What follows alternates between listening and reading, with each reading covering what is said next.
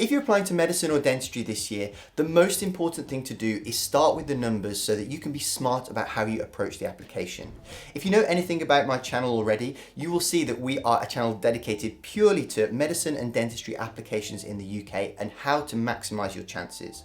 In fact, I myself am a doctor and a dentist and have got in pretty much the most competitive way that you can do it. And being an interview panelist and an application specialist, basically having helped people for 12 years now to get into medicine and dentistry, I can assure you that the best resources you can find on this video here really, where I teach you all of the important hurdles and each of the ways to maximize your chances of success in each with the best resources available for free. So I'd recommend that you check out that video.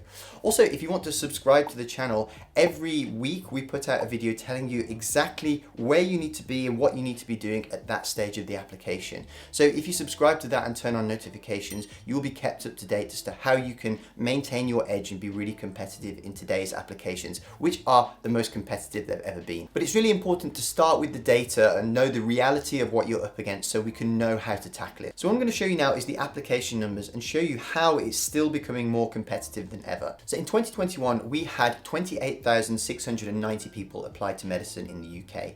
Then in 2022, it was the highest we've ever registered at 29,710.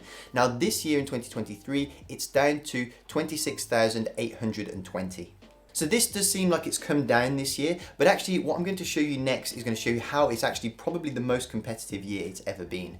Now, what we can see is that we have kind of a new level of post-pandemic applications. So 5 years ago, we had 6,000 less applications in total, which means that we've gone up by about 29%, and we seem to have stayed at a new post-pandemic high level that, although, like I say, the numbers have not as high as the last 2 years, they're still much higher than they were pre-pandemic. But although the numbers have gone down, what I'm about to tell you about the places will show you why it's more competitive. But first, let's have a look at the reapplicants, because that's a significantly important part as well. So last year we had a record high number of reapplicants. So that is people who didn't get into medical school and then wanted to have a second attempt. So last year it was 5,720, and this year it's down to 5,010. Now with the people on my mentoring program, a lot of people come to me for help with the second attempt because they make a lot of common mistakes in the first go, and then when we mentor them and we show them what they should be doing and what areas they should be focusing on, that is a big difference that they make, because people make the common mistakes of not getting the right kind of work experience, maybe underestimating interviews, not choosing the right medical schools for them, not preparing properly for the UCAT or BMAT exams or GAMSAT if they're a grad. So all really common mistakes that by guiding people in the right way, we can help them avoid those. But as I said, while there are some fluctuations in the numbers of people applying, the actual biggest number that matters is the number of places that are now available. Last year and the year before, they had removed the cap on the number of places available for people to apply to medicine. So there were about 10,500 places available in the UK.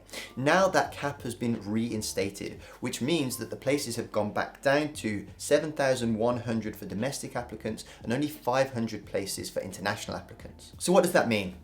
Well, when I mentor people, I say that the crucial parts are the amount of time that you can put in and the earlier you start. So the more you can put in and the earlier you start, the better your chances are of succeeding.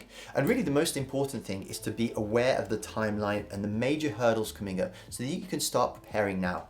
If you want to know exactly what is coming up at what point, and actually some great resources for maybe choosing your medical school and some guidance on how to prepare, I recommend that you check out my website, which I'll link to in the description below, where I've got a load of free resources for all of those elements that you can look into and just help boost your chances of succeeding. But really the best way of maximizing your chances of succeeding in applying to medical school is focusing on the 5 key areas and putting all your effort into those to make sure that you stand out from the rest.